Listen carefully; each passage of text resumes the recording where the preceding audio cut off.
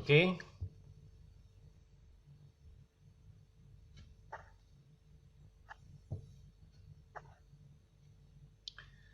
oke. Saya akan langsung undang Pak Wahyudi.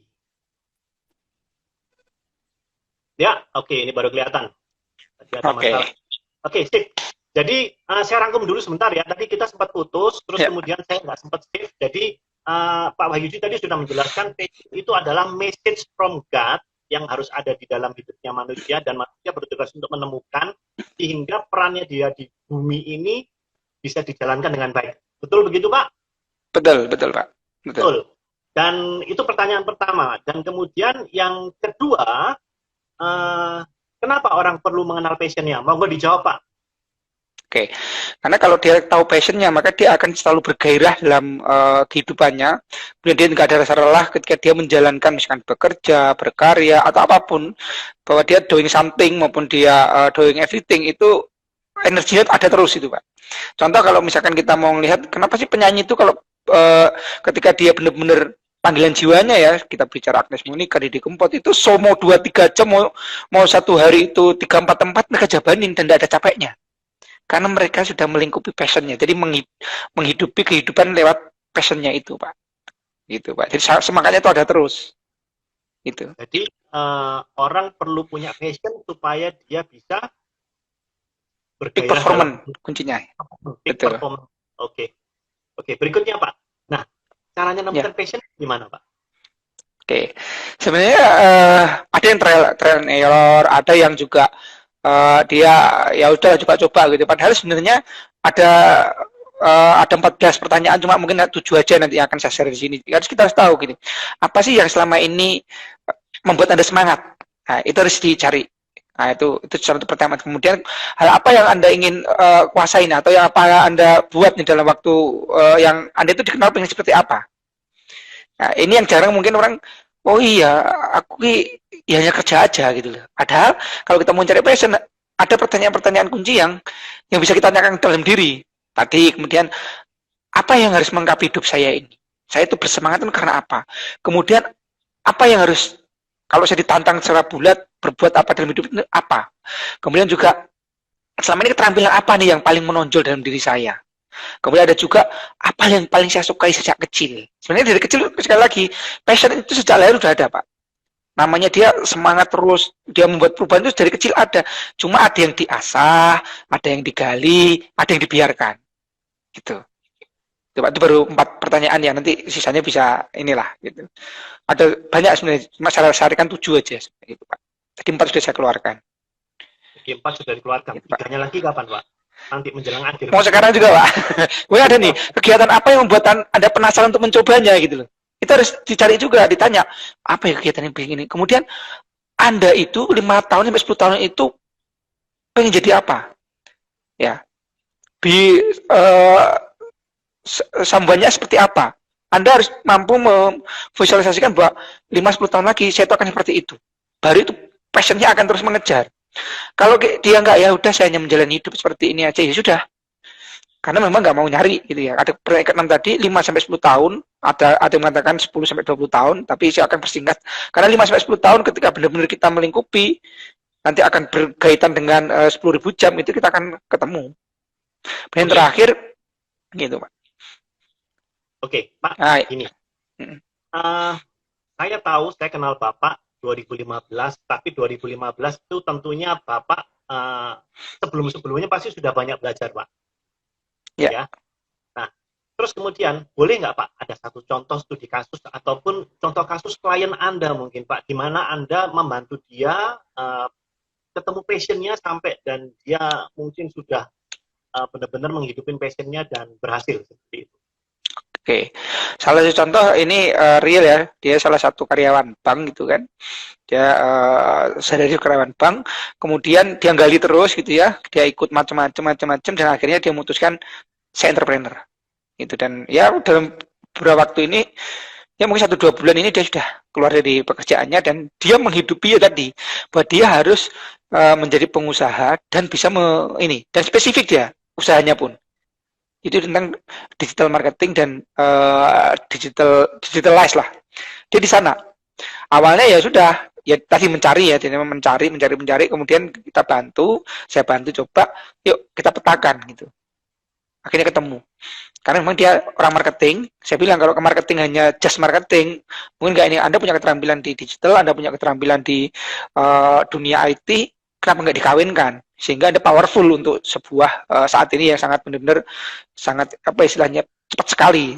Dan itu dia yakini ya udah dia berani ini. Padahal secara posisi dia sudah mapan, kemudian juga apa ya istilahnya dia bukan dari bank yang ini yang biasa tapi bank BUMN juga seperti itu Pak.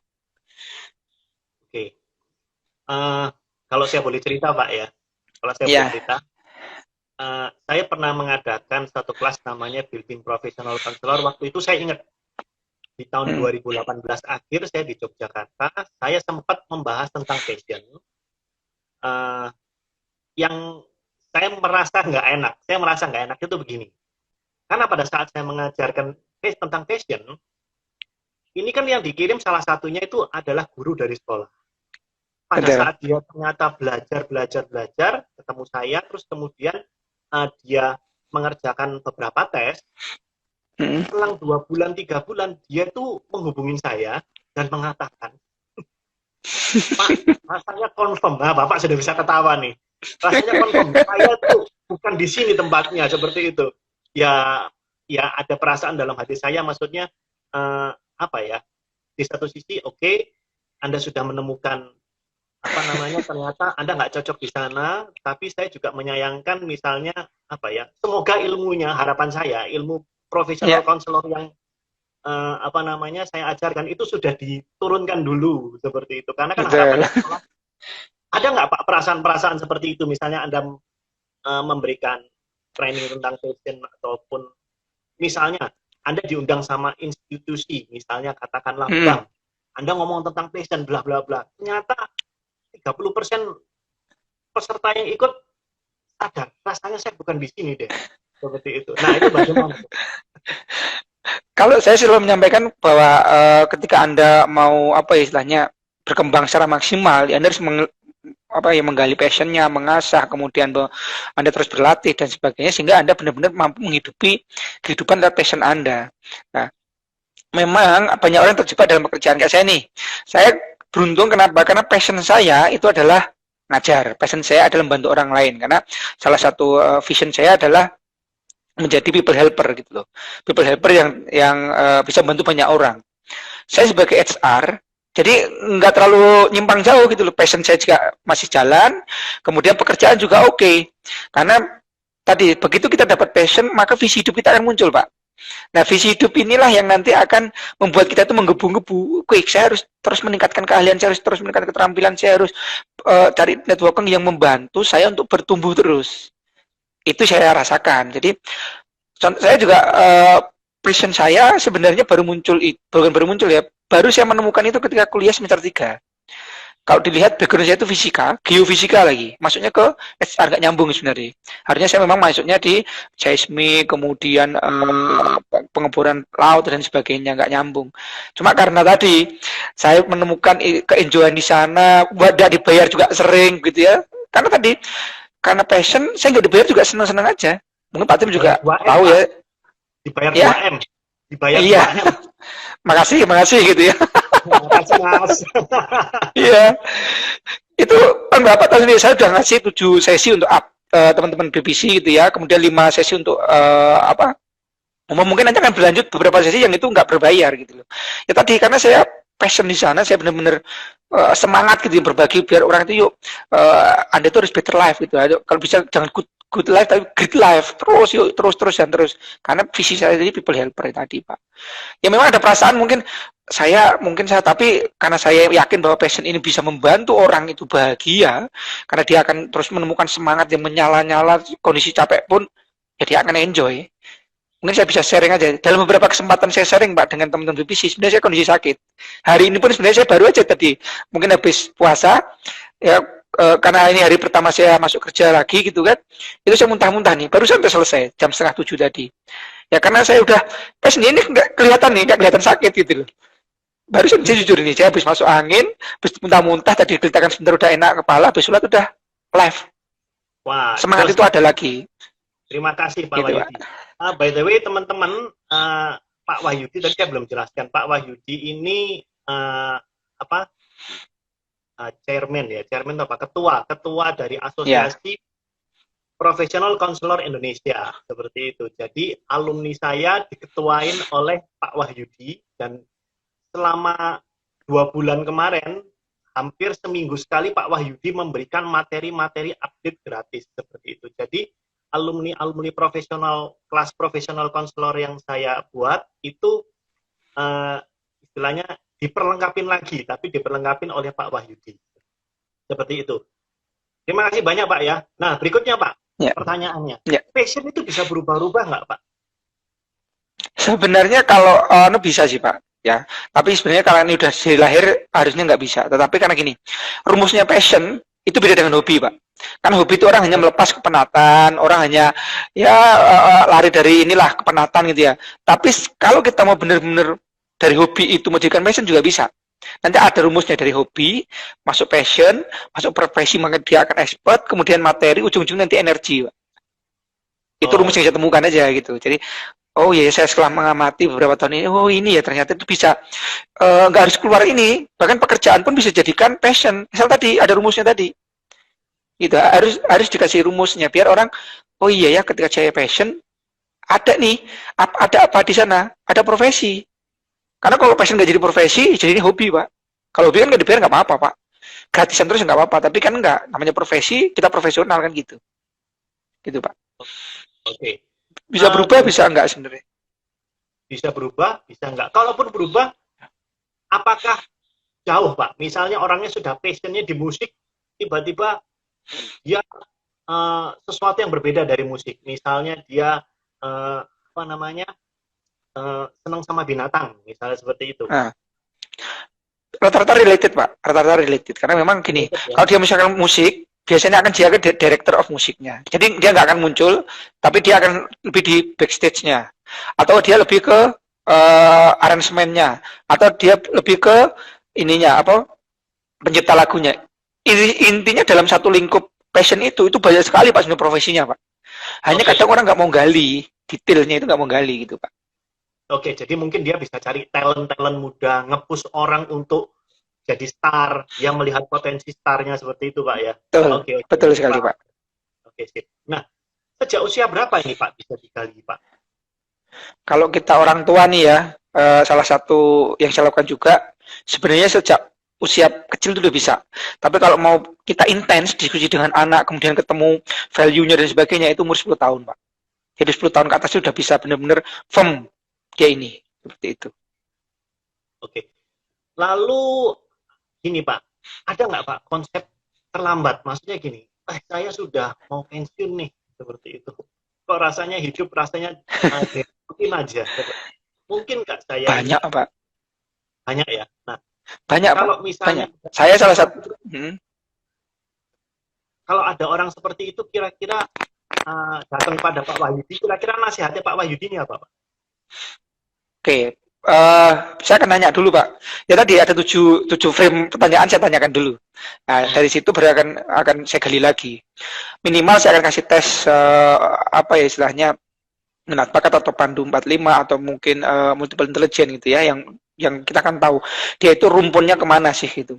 Salah satu alumni saya juga keluar Pak dari BUMN gitu ya. Itu sekarang jadi ustadz Pak. Jadi memang gimana ya tadi dia nggak enjoy, kemudian enjoynya itu dia ngasih inspirasi ya, jadi mentor lah gitu ya. Ya akhirnya dia jadi ustadz Pak sekarang Pak gitu. Kalau mau yang di dunia itu ada Colonel Sanders Pak, yang penemu KFC itu kan menemukan membuat KFC itu setelah umur 60-an Pak. Ya, yang KFC Colonel Sanders ya kan. Ya. Itu kan setelah umur 60-an gitu loh. Ya passionnya apa? Dia berusaha, padahal sebenarnya kan tentara. Selama jadi tentara dia mengabdi aja. Kemudian dia mungkin pengen tadi, dia hobinya adalah masak Pak.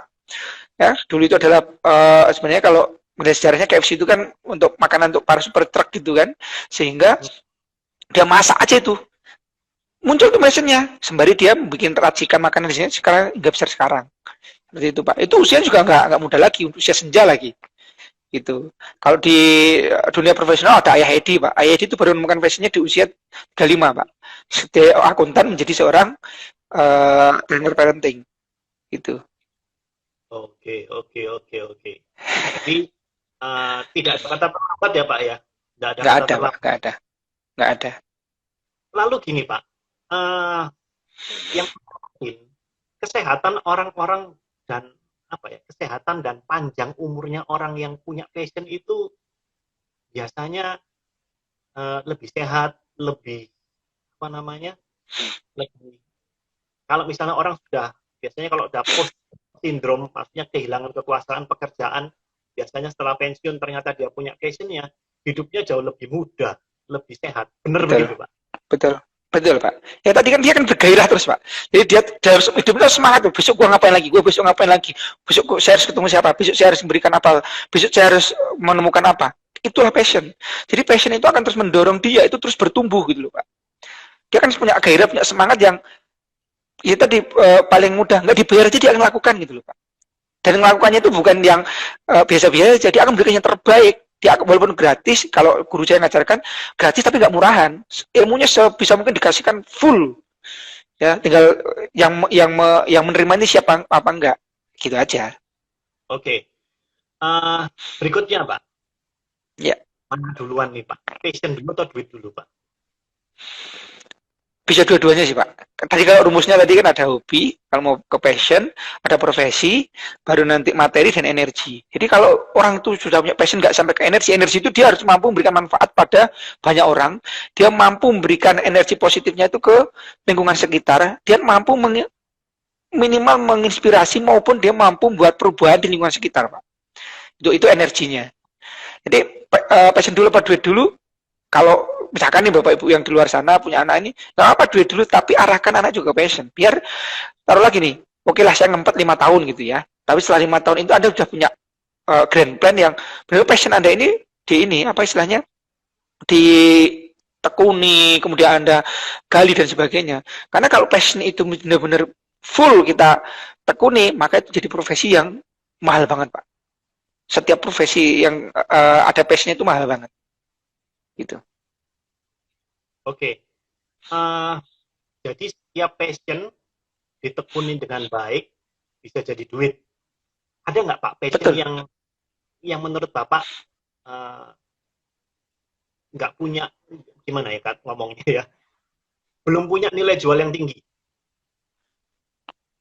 Kalau sudah jadi passion, sudah jadi profesi, itu nggak ada yang nggak ini, Pak. Nggak ada yang nggak jadi duit, Pak. Karena kalau kita bicara profesi, berarti kan dia benar-benar profesional, expertnya itu dipertaruhkan. Apapun, Pak. Contoh misalkan parfum aja, orang yang hanya nyium ketek aja, mohon maaf, itu udah mahal banget, Pak, harganya. Nyium rokok itu aja tuh, itu udah mahal banget ini. Oh, Intinya mahal. kalau kita benar betul, kita kuasai satu skill saja, satu passionnya itu benar-benar kita gali sampai dalam, gitu ya. Yang lain itu nanti akan apa ya mendukung saja, Pak. Gitu. Karena sekarang ini kan diarahkan menjadi generalis atau menjadi spesialis. Kalau Oh, iya. saya, yuk kita harus spesialis, tapi generalis jangan dilupakan. Gitu loh. Kenapa? Kalau kita hanya spesialis saja satu, maka nanti yang ilmu yang lain kita nggak akan menguasai. Minimal nggak perlu menguasai, minimal kita tahu aja lah. Perlu saya paham. Kita tahu, oh dunia itu berkembang seperti ini. Oh ternyata pengetahuan baru itu seperti ini. Oh anak-anak itu harus nanti berkembangnya seperti ini. 10 tahun lagi itu seperti ini, 5 tahun lagi seperti ini. Itu yang harus kita punyai pengetahuan itu. Kalau hanya misalkan ya terserah aja lah, terserah nanti ini ya itu repot gitu kan. Padahal kan sebaik-baik manusia itu yang merencanakan hidupnya. Kalau perkara hasil kan Tuhan aja menentukan. Yang penting kan kita sudah full benar-benar berusaha gitu, Pak. Kalau saya simpulkan sementara ini Pak, ini baru setengah jalan Hmm. nih. Berarti saat seseorang punya passion, Ya, maka itu harus disandingkan dengan kemampuannya dia berkomunikasi. Karena kalau saya jago, misalnya saya jago ngajar, konseling seperti itu, tapi saya diem di rumah nggak mengkomunikasikannya, orang juga nggak tahu. betul. Gitu. Berarti seperti Pak Wahyudi bilang, selain kita spesialisnya berarti salah satunya adalah passion kita, dan satu lagi kemampuannya adalah mengkomunikasikan apa yang kita ini. Misalnya pun Iya. eh, Tentunya sekarang sudah banyak ya Pak ya, apa namanya, kelas-kelas untuk belajar komunikasi dan lain-lain seperti itu. Betul. Itu ya Pak ya? Ya, karena kalau komunikasi itu kan apa ya Pak? Dalam tataran tertentu spesialis akan jadi spesialis, ilmuwan itu akan jadi ilmuwan. Tetapi bagaimana ide, kemudian temuan, ciptaannya dia itu harus dibeli gitu kan? Ya kita harus mampu mempresentasikan, kita harus mampu menjualnya itulah. Kemampuan menjual itu ada di communication skill, gitu Pak. Itu memang harus. Jadi ketika kita benar-benar expert gitu ya, ya kita harus kasih nih bungkusnya untuk menjual itu seperti apa. Nah, kalau kita memang nggak mampu untuk jualan, rekrut tim, rekrut orang-orang yang mampu menjual, Betul. ya. Tapi konsepnya tetap kita yang pegang, gitu Pak. Betul. Oke. Nah, berikutnya Pak, gimana sih caranya orang tua dan sekolah, eh, nanti sendiri-sendiri ya, orang tua gimana caranya, sekolah gimana caranya membantu anak untuk menemukan passionnya. Oke. Kalau orang tua pakai Pandu 45 aja, Pak. Gitu ya. Itu ada e-booknya. Pandu 45 itu pengamatan sehari-hari oleh orang tua, dan itu lebih valid menurut saya ketimbang sekolah gitu ya, karena dituding sama orang tua dan di situ ada lembar-lembarnya yang bisa diisi, kita bisa ketahuan progresnya. Bisa ditemukan di mana Pak? Apakah di Google orang klik Pandu 45? Ada Pak. Pandu 45 di Google banyak Pak, banyak banget. Oke. Kalau mau beli di Bu Septiano juga pada, silahkan aja. Oke. Gitu. Kalaupun saya punya ya, saya kebetulan nggak salah kemarin share juga di grup APCI, yang abdi dan pendidikan karakter berbagi, ya itu di situ ada. Kalau nanti ada yang butuh ya tinggal saya kasih aja. Bagi saya karena ilmu itu saya hanya dititipin ya saya kasih sih Pak. Oke. Biasanya. Ya, ya. Nah kalau khusus sekolah itu biasanya dipadukan Pak gitu loh. Dipadukan dengan beberapa tes biasanya. Ada tes minat bakat, multiple intelligence, kemudian juga ada paling gampang itu adalah tes learning style. Jadi learning style itu sebenarnya untuk ini. Bahkan bisa juga pakai grafologi, tapi kan kalau misalkan grafologi sekian ratus orang gitu kan, mungkin grafolognya juga kelengar juga gitu kan. Minimal tes yang massal gitu ya, tes yang massal ya tadi temu bakat, talent mapping, kemudian learning style, multiple intelligence itu bisa. Minimal dengan 3 tes itu kita bisa tahu gitu loh, bisa mengkonfirm oh iya emang ini yang anak itu cocoknya di sini. Kelemahannya sekolah itu ya hampir seluruh di Indonesia ya, nggak semua, ada beberapa sekolah yang sudah mengembangkan minat dan bakat gitu ya ke arah passion anak-anak gitu. Gurunya tahu Pak, gurunya tuh tahu oh anak ini kuatnya di sini, anak ini kuatnya di sini ke sini. Jadi pada saat kalau sekarang kurikulum K13 itu sudah ada kan Pak, sini adalah pengetahuan, sini adalah keterampilan, kemudian di sana ada akhlak, dan ini nggak hanya copy paste tapi dia benar-benar dia pengamatan FED gitu, bisa dibantu dengan Pandu 45 itu. Sayangnya tidak semua guru paham seperti ini, Pak. Itu aja. Iya, saya pernah bilang seperti ini. Kalau sekolah cari guru matematika, maka yang dicari adalah S1 pendidikan matematika. Betul. Tidak bisa plus S1 psikologi, S1 konselor. Ada Pak, ditanya seperti itu. Paham ya? Jadi, Paham, Pak. ya kita seringkali Pak Wahyudi juga sering diundang ke sekolah untuk memperlengkapi sekolah seperti itu ya Pak ya? Iya. Oke. Ya saya sering diskusi sama guru sih Pak. Jadi saya ngobrol aja. Tahu nggak learning style? Kakak ngerti. Waduh, multiple intelligence borok-borok dia bilang. Waduh, tambah puyeng lagi nih. Saya tanya talent mapping. Ya apaan sih Pak tuh? Binatang apa? Walah, tambah saya pusing lagi kan. Minimal kalau guru itu tahu aja satu aja Pak, multiple intelligence, maka dia nggak akan menyamaratakan semua anak gitu loh. Bahwa anak itu unik, anak itu ya kalau dia nggak pintar matematika, tapi kan dia pintar bahasa, dia pintar agama, dia pintar akhlak, dia pintar ini. Why gitu loh. Kenapa harus semua diukur pakai matematika? Saya bilang gitu. Minimal passing grade-nya matematika 60-50 kelar udahlah. Karena di kehidupan pun orang hanya cukup berhitung gitu kan. Nggak perlu kita pakai kosinus, sinus, integral. Terus juga kalau kita kerja, kecuali Anda mau kerjanya kayak saya di bidang perminyakan, tapi itu pun di bidang nanti di analisis atau di bidang rotating itu kepake. Tapi selebihnya nggak kepake. Itu aja sih, lebih berdalam gitu loh sebenarnya Pak. Oke. Gitu Pak Tim. Bapak ada penjelasan tambahan? Saya mau buka kolom komentar. Oke. Yang perlu disiapkan mungkin Pak ya, karena passion ini salah satu yang membuat orang itu terus nanti bertumbuh dia. 5 tahun lagi, yang nggak usah 5 tahun lah, 2 tahun lagi itu akan banyak keterampilan baru yang akan muncul. Salah satunya adalah kompleks problem solving. Jadi gini, banyak dari kita mengajarkan anak itu hanya pohon, Pak. Lengkap sama ininya, misalkan ini daun, ini akar, ini buah, ini batang, ini ranting dan sebagainya. Di konteks problem solving yang diajarkan adalah hutan. Bagaimana sebuah hutan terbentuk? Jadi kita bicara ekosistem, bukan bicaranya individu lagi. Ini yang mungkin selama ini kurang sekali diajarkan gitu. Apalagi orang tua mungkin ya adalah pokoknya kalau pendidikan semuanya guru, padahal pendidikan itu adalah tanggung jawab orang tua. Dan 80% masalah anak itu terletak pada orang tuanya. Itu dulu, Pak. Oke. Eh, Oke, sebentar. Saya cari-cari ada yang mau tanya. Saya sudah buka kolom komentar. Oke. Sebentar, Pak. Sambil saya Monggo. lihat-lihat dulu. Bapak mungkin ada tambahan lagi lainnya. Kalau Ya, jadi tadi ada kompleks problem solving, kemudian kita bicara tentang agility, bisa data analitik. Tapi yang tertinggi nanti itu adalah terkait dengan integrity, Pak. Yuk kita mulai belajar, karena integrity itu, kejujuran atau integritas itu adalah mata uang yang berlaku di seluruh dunia nantinya. Jadi anak Anda nggak pintar-pintar nggak apa, tapi yang penting jujur, karena itu bisa dipakai. Dan itu adalah tolok ukur yang nanti akan mau berkarya dimanapun deh, ini masih dipakai. Itu karena itu nomor satu adalah integrity, Pak. Oke, Pak, ada pertanyaan sebentar dari Pak Dedi Yulianto. Ya. Pak Dedi Yulianto ini ada satu kota sama Pak Wahyudi. Di mana tuh? Saya di Semarang nih. Iya, dia di Semarang kelihatannya. Kalau nggak pindah lagi ya. Kalau Oh gitu ya, monggo. Oke, pertanyaannya ini masa belajar dari rumah, ada anak punya passion musik tapi di rumah nggak punya alat musik, gimana? Ya dilesin. Gampang aja.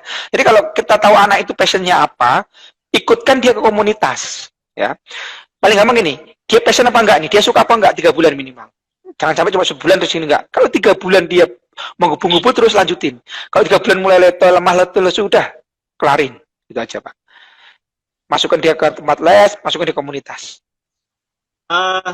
Ini lebih, kalau saya boleh menambahkan, ini lebih advance. Ya. Di buku saya yang pertama, waktu saya nulis buku 10 tahun yang lalu kira-kira, itu di bagian akhir saya sempat menceritakan bahwa imajinasi ini penting. Maksudnya ada cerita bahwa orang yang punya passion golf, tapi dia tidak pernah latihan golf, sehingga dia bermain golf dengan cara alat seadanya dan membayangkan. Seperti itu. Dan itu diputar di kepalanya terus. Akhirnya dia keluar, dia di penjara waktu itu. Dia keluar dari penjara dan dia bisa melalui beberapa proses latihan yang nggak terlalu lama, dia akhirnya juara. Jadi kalau saya boleh tambahkan, mungkin bisa diajarkan, ada beberapa case yang saya pernah tahu, alat musiknya tuh nggak ada, hanya meja aja, terus tangannya dia hanya berlatih di situ sambil membayangkan, oh ini ketukan di sini, seperti itu. Gitu ya, kalau saya boleh tambahkan. Oke Pak, berikutnya ada tambahan lagi. Ada pertanyaan lagi, mohon penjelasan apakah passion bisa lebih dari satu, dan semua sekalian, misalnya pintar masak dan bela diri. Apakah keduanya bisa?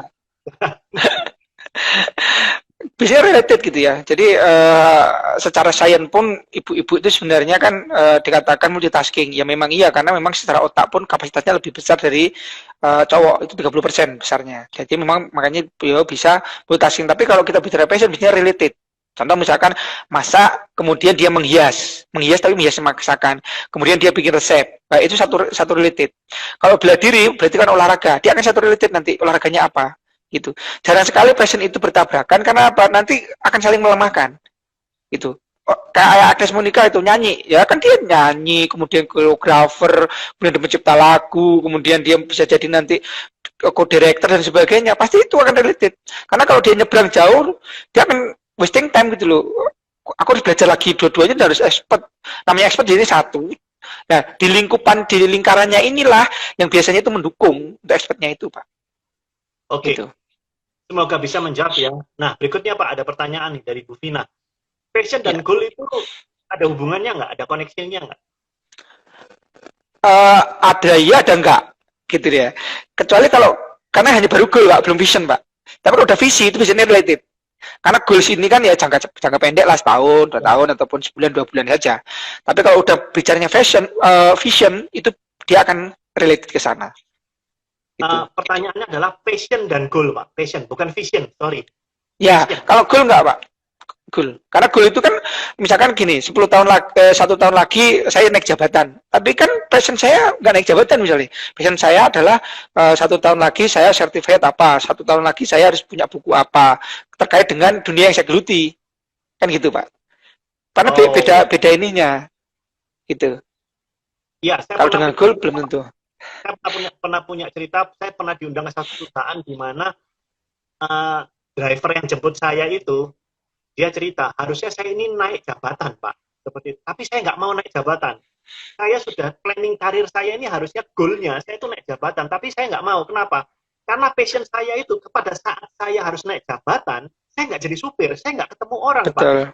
Seperti Nggak itu. melayani bahasanya itu Pak. Senang servis orang, dia bilang seperti itu. Betul.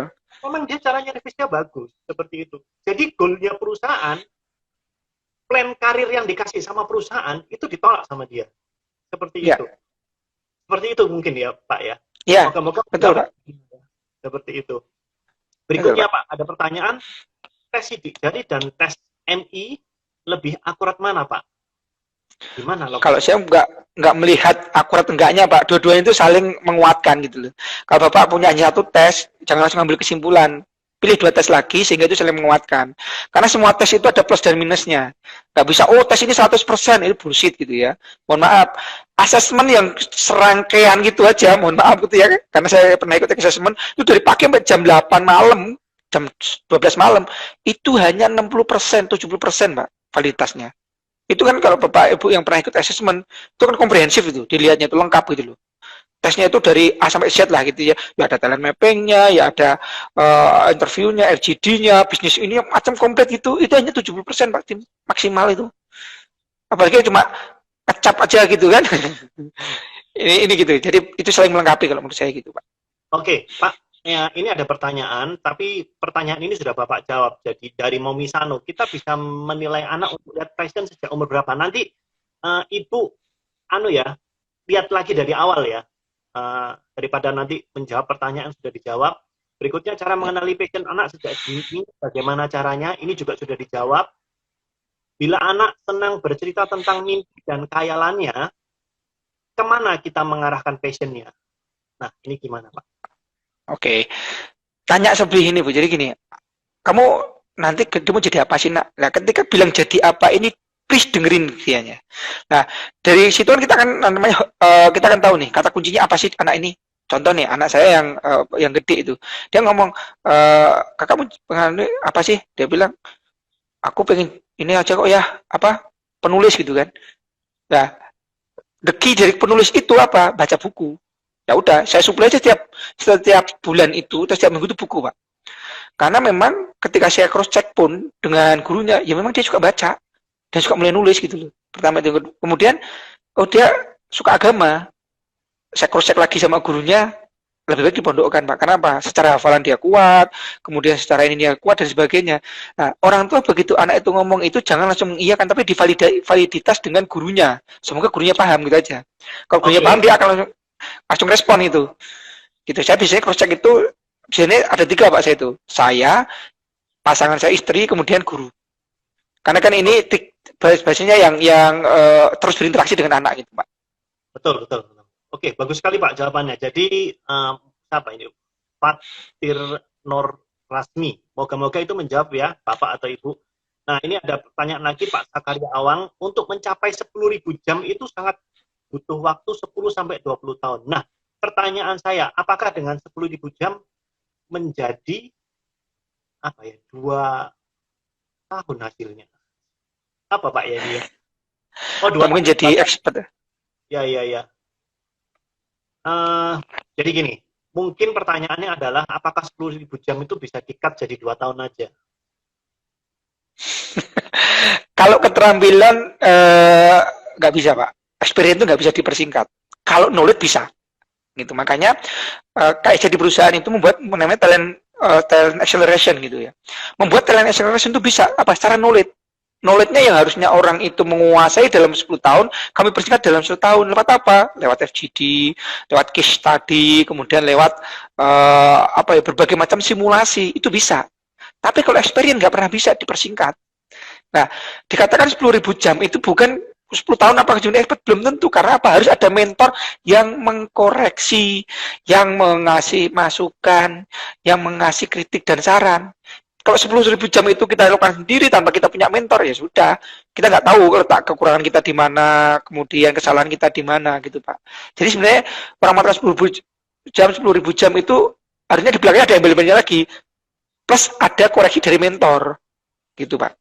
Kalau kita Ya, nih punya passion tapi nggak punya mentor, kan sama aja hutan belantara Pak. Sebenarnya kan gitu. for the information Pak Sakaria Awang ini pelatih kriket seperti itu, Ya, olahraga seperti itu. ya, Saya sempat ngitung, kalau saya boleh nambahin ya Pak ya, ya boleh Pak. 10.000 jam itu misalnya Anda latihan tiap hari selama minimal 4 jam, itu 10 tahun. Ya, Kalau mau 8 jam, 5 tahun. Nah, seperti itu. Jadi prosesnya ini, proses skillnya itu yang memang seperti kata Pak Wahyudi, nggak bisa ditiru. Tapi dipersingkat. ya, seperti itu. Semoga menjawab ya Pak Sakaria Awang ya. Berikutnya ada Ibu Siti Faidatun. Bagaimana cara mengetahui passion anak sejak dini? Jawabannya sudah ada di awal video. Sementara jika dilihat, mereka lebih fokus ke gadget. Kemudian bagaimana cara kita mendorong passion anak tersebut? Ini mau dijawab atau sudah terjawab tadi, Pak? Oke, kalau gadget ini sebenarnya gini Bu. Kalau saya melihat ini, anak ini gadget ini passion atau pelarian gitu, atau hobi, Nah, kan beda. nah itu dia. Nah, kalau benar-benar ini jadi passion, ya kita benar-benar investasikan ke sana. Misalkan dia jadi pemain Mobile Legend misalkan, e-sport misalkan, atau dia menjadi coding sekalian. Jadi kalau anak ini misalkan hobi main game gitu ya, ya pastikan dia minimal 8 jam itu main game. Dan ada komunitasnya. Sekali lagi, kalau passion itu nggak ada komunitasnya, biasanya dia akan hilang arah nantinya. Makanya itu komunitas itu yang membuat orang itu saling terus bertumbuh, Pak. Karena apa? Saling menumbuh satu dengan lain, saling memberikan update, saling menguatkan, saling mengini seperti itu. Makanya dengan komunitas itu memperkuat orang bahwa dia itu passionnya itu memang sudah tepat, gitu, Pak. Oke, Oke, Pak, berikutnya. Semoga menjawab ya, Bu ya. Berikutnya ada lagi nih, Ibu Deninit. Passionnya Ya. mengajar, tapi beberapa tahun ini saya full time mom, lebih tersalur dengan ngajarin anak-anak dengan memberi pelayanan di gereja. Tapi karena Oke. tidak mendatangkan penghasilan, jadi kesannya saya kurang produktif. Gimana Pak? Ya. Jadi memang awal-awal ketika kita menjalani passion itu pengalaman saya pribadi sih nggak berbayar. Itu ya, saya masih ingat waktu dulu kuliah itu hanya dikasih nasi bungkus saja, plus uang transfer paling 10.000 gitu ya. Itu saya udah misalkan saya ngajar seharian, saya ngajar minimal 3-4 jam, ya udah cepatnya terima kasih nasi bungkus, terima kasih uang tambah nih 10.000, udah itu mahasiswa gitu kan. Nah, ketika kita benar-benar yakin bahwa ini adalah passion saya gitu ya, ibu misalkan ngajar di gereja pelayanan, jadi ibu adalah di servisnya, ibu harus kuasai apa excellent service excellent misalnya. Nah, ibu harus kuasai di sana. Untuk apa? Benar-benar ketika ibu melakukan itu orang memandang, wah ini luar biasa. Jadi puas gitu dengan apa yang kita lakukan. Sehingga ketika orang itu puas, maka dia sudah nggak akan melihat lagi mau kasih berapapun, udah, karena memang dia the bestnya gitu. Jadi kalau mau kita jadi seorang yang punya passion, jangan ragu totalitas di sana. Karena apa? Di situ tadi rumusnya tadi. Kalau kita bicara dari hobi, passion, ada profesi, pasti menghasilkan materi itu duit pasti. Gak mungkin enggak. Guru saya selalu mengatakan gini, gak mungkin kalau kamu udah punya 10.000 jam pengalaman, kamu gak akan dapat rezeki itu gak mungkin. Kenapa? Karena Tuhan udah ngatur. Ya, Itu betul. gak mungkin gitu aja sih. Ya. Itu Pak prinsipnya Pak. Kemarin saya baru belajar tentang proses karir Pak ya. Salah satunya Ya, adalah uh, kalau itu memang sudah tahu nih jalur saya di sini, maka kita bisa start itu dengan tips, uh, dengan harga yang murah untuk nambah portofolio kita. Seperti betul. itu. Secara bertahap Betul. kita kita terus bakatnya kita, passionnya kita boleh naikin harganya. Seperti Ya, itu.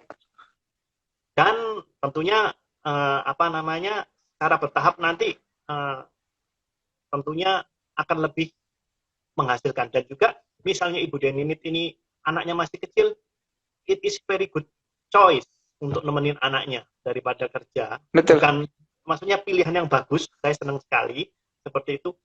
Kalau menurut saya pribadi, mungkin setelah anak usia di atas 10 tahun, Anda sudah boleh mulai melepas, karena kemandirian sudah mulai indit di dalam hidup. Iya, betul Pak. Itu Pak ya. Ya, mungkin tambahan juga Pak. Jadi anak-anak, ini ya, anak-anak yang usia sekolah dasar itu yang selalu dibersamai oleh terutama ayahnya, maka dia akan menjadi anak yang apa istilahnya ya, secara karakter itu terbentuk Pak. Yang orang tuanya melakukan me time, kemudian melakukan juga minimal 3 jam sehari dengan anaknya, itu sekolah dasar, itu dia akan menemukan sekali bahwa oh figur ayahku itu kayak gini, gitu ya. Ini berdasarkan pengalaman ya, pengalaman saya, kemudian saya diskusi dengan banyak guru gitu Pak ya, puluhan guru, akhirnya ketemu gitu loh, bahwa anak itu yang dibersamai oleh terutama ayahnya gitu, maka anak itu benar-benar tumbuh kemandiriannya, sopan santunnya, kemudian tenggang rasanya itu muncul Pak. Gitu. Oke. Iya. Oke. Berikutnya Pak, Ya. apakah reward dari Pak Febri? Apakah reward bisa dipakai sebagai cara untuk memicu bakat anak menjadi passion mereka? Misalnya bakat nyanyi tapi bosen, atau memang passion berbeda dengan bakat? Nah, gimana Pak? Oke. Jadi gini, sebenarnya bakat ini kan nanti ada minat dan bakat gitu ya. Kalau kita bicara reward itu hanya pemicu aja. Sekali lagi, ketika kita passion, nggak dikasih reward pun akan dilakukan. Itu aja kuncinya, Pak. Jadi passion itu kita melakukan hal yang menurut orang lain, wah gila ya, dia aja kayak gitu, nggak dibayar berani. Contoh gini, misalkan orang yang pekerja sosial, mungkin Pak Tim juga kenal, saya ini orangnya lebih suka sosial gitu ya. Wes, udahlah kalau ini tak bimbing dari awal sampai biar kamu jadi. Nggak dibayar nggak apa-apa. Ada kepuasan lah. Nilai kepuasan, nilai kebahagiaan itulah ketika melihat orang lain berhasil. Nah, itu passion. Jadi kalau passion itu misalkan anak, karena kalau anak ya nggak apa-apa, kasih pemicu tetapi tidak terus menerus gitu loh. Jadi misalkan gini, kalau kamu juara 1 boleh lah saya kasih ini, boleh. Tapi juara 1 tingkat apa dulu? Jangan cuma tingkat kelurahan, jangan, minimal tingkat kabupaten misalkan. Nah, itu untuk merangsang dia. Plus kalau misalkan dia bosenan, berarti bukan passion. Karena kalau passion itu nggak bosen, dia akan melakukan terus gitu loh. Passionnya orang gitu, tua Pak. mungkin Pak. Bisa jadi orang tuanya pengen show off misalnya ya, salah. Mungkin. Bisa jadi. Ya, saya contoh anak saya Pak yang gede itu, saya paham banget passionnya itu memang hafalan gitu loh. Jadi kalau disuruh hafalan, mohon maaf gitu ya, itu nggak bisa stop Pak. Bisa terus gitu kan. Bahkan kalau baca buku gitu, misalkan baca buku gini Pak, ini mungkin dalam waktu nggak sehari udah kelar Pak. Saya kemarin beliin 11 novel itu nggak nyampe seminggu udah selesai. Jadi buku-buku yang saya belikan misalkan kayak kemarin saya beli 3 buku, ini sampai sehari Pak, selesai Pak. Saya tanya dia tahu banget itu per bukunya. Ya cepat banget sih saya bilang. Ini 3 buku nih sehari kelar. Ini berarti saya harus terus menerus minimal seminggu berapa biar dia gak bosan, karena dia kalau udah bosan, ayah bukunya apa lagi ya? Saya sekali Pak saya kasih buku yang agak berat lah gitu ya. Bacaannya ya bacaan orang dewasa lah gitu ya, bicara tentang filsafat, bicara apalah gitu, saya kasih aja kadang-kadang. Kalau e-book mau nggak gitu. Pak? E-book mau Pak, saya juga e-book kan juga banyak sebenarnya. Tapi saya agak nyimpang nih, sekarang saya yang tanya, anaknya Bapak mau baca e-book nggak Pak? E-book. Boleh Pak, boleh. Enggak. Kalau anaknya Bapak mau baca e-book nggak Pak? Anak saya itu nggak terlalu suka e-book sebenarnya Pak, karena memang jadwal untuk gadget saya itu cuma hari Sabtu 1 jam aja dalam 1 minggu. Jadi anak saya itu hanya melihat handphone, kemudian lihat tablet, lihat komputer itu. Kalau komputer mungkin pada saat ngerjain tugas ya, tapi kalau khusus handphone itu hanya hari Sabtu 1 jam Pak, selebihnya enggak dia. Jadi bisa mungkin saya dekatkan dengan buku seperti ini. Ini saya dekatkan. Gitu. Makanya buku-buku yang sekarang itu pasti dia udah dia baca habis sama dia, Pak. Dia begitu misalkan baru datang langsung dia baca. By the way, teman-teman, Pak Wahyudi ini juga penulis buku. Saya juga sempat beli bukunya. Ya. Kalau mau pesan bukunya bisa, Pak ya? Bisa silakan. Ini malah bicara tentang passion, Pak. From passion to green energy. Jadi di sini udah ada tes multiple intelligence-nya dan penjelasannya secara lengkap di sini. Gitu. Nanti kalau mau pesan menghubungin Instagramnya Pak Wahyudi begitu Pak? Boleh, silakan Pak. Oh begitu ya. Jadi teman-teman Di sana ada nomor WA juga kok. Di Instagram saya ada nomor WA juga. Jadi tinggal Oke, kontak aja. ya, oke. Berikutnya Pak, ada pertanyaan. Pak Wahyudi, Ya. apakah mungkin passion itu bisa dijalankan di mana passion tersebut adalah tuntutan dari orang tua, dari orang lain? Dan passion tersebut tetap bertahan dalam waktu yang lama meskipun hatinya menolak. Di real case Pak ya. Ini real case deh. Ya, Saya ya. punya teman sahabat gitu ya. Itu orang tuanya itu pengen dia kedokteran Pak. Mungkin Bapak juga pernah sering lah denger ya ceritain. Dan ini memang real kan ini sama trainer gitu kan. Dan ya saya bersyukurnya kenapa dia cerita itu gini. Ya saya udah jadi sarjana kedokteran. Begitu dia dapat ijazah S.Ket.nya itu dikasih orang tuanya. Ma, Pak, ini ijazah yang apa mama mau gitu ya. Dikasih Pak. Kemudian dia kuliah lagi psikologi karena dia passionnya adalah di development people. Ya, Dia itu ya. sering gitu loh. Kan banyak teman-teman saya ini yang teman dokter yang dia sekarang ceritain saya nanya, ya saya kembali ke jalan, dia bilang alhamdulillah saya terstart ke jalan yang benar, dia bilang gitu.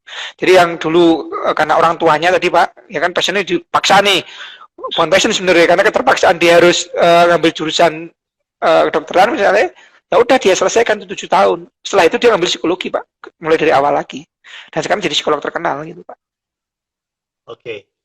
Eh, ini masih ada beberapa pertanyaan. Menurut Ya, pengalaman saya, Pak, sebaiknya saya akan selesaikan ini dalam waktu 5 menit lagi supaya nanti hasil rekamannya ini bisa dipost di apa ya, dipost di Instagram seperti itu.